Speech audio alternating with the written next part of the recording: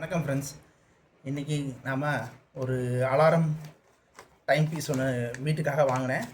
அதனோட unboxing video அமேசானில் வாங்கினது, அதை பார்ப்போம். இது நாங்கள் தண்ணி அதெல்லாம் ஹவுஸ் ஹோல்டு யூஸஸ்க்கு நம்ம பண்ணிக்கலாம். மெயினாக இது வயசானவங்களுக்காக யூஸ் ஆகும். அவங்களால அலாரம் வைக்க முடியலன்னா இது ரொம்ப சிம்பிளாக இருக்கும். நாங்கள் இதுக்கு முன்னாடி நிறையா அலாரம் கிளாக் வச்சுருக்கோம். ஆனால் அது பேட்ரி சீக்கிரமாக டல் ஆகிடுது. அது என்ன சரியாக ஒர்க் ஆகலை. அதுக்காகவே இந்த புது இதை மெக்கானிக்கல் டைமர் நாங்கள் வாங்கியிருக்கோம். இதுக்கு முன்னாடி சின்ன வயசில் நாங்கள் யூஸ் பண்ணியிருக்கோம் மெக்கானிக்கல் டைமர்னு. அந்த காலத்தில் நான் சாவி கொடுப்போம் இல்லையா, அந்த மாதிரியான பிளாக் தான் இது. ஸோ டைம் பீஸ் கொடுத்துருக்காங்க. 0லேருந்து 55க்கு கம்பல்சரி மூவ் பண்ணிவிட்டு அதுக்கப்புறம் தான் அலாரம் வைக்கணும்னு சொல்லியிருக்காங்க. இன்ஸ்ட்ரக்ஷன்ஸ் மேனுவல் இருக்குது.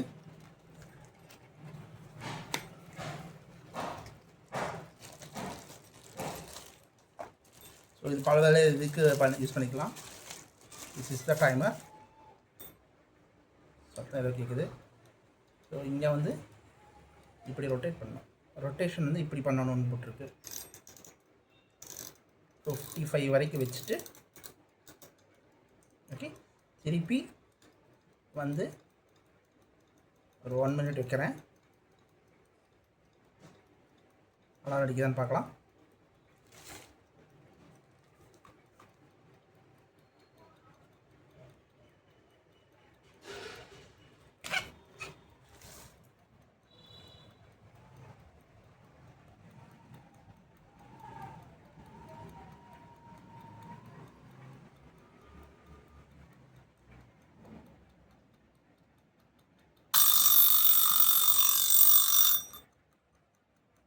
சின்ன அலாரம் அடிக்க மாட்டிருக்கு. இதுங்க இன்னொருக்கா ட்ரை பண்ணலாம். செகண்ட் திருப்பி ஒரு 50 வரைக்கும் கொண்டு போயிட்டு ஜஸ்ட் 1 மினிட்டுக்கு முன்னாடி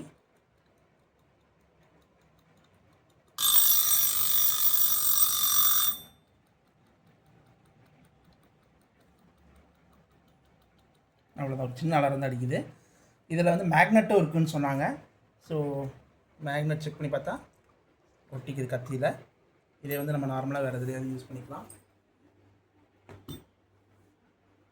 ஃப்ரிட்ஜில் ஒட்டிக்குது.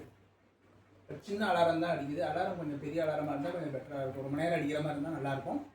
பட் ஓகே, இந்த காஸ்ட்டுக்கு ஓகே ஃப்ரெண்ட்ஸ். தேங்க்யூ.